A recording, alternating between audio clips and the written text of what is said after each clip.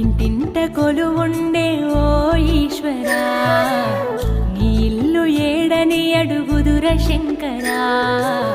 జగమంతా నీవే జంగమా, జడలో కొలువుంటది గంగమా. ఏడేడు లోకాలు ఏలేటి సామి ఏందయ్యా నీ మాయిలా, ఆ త్రిలోకాలనే తిరిగొచ్చటో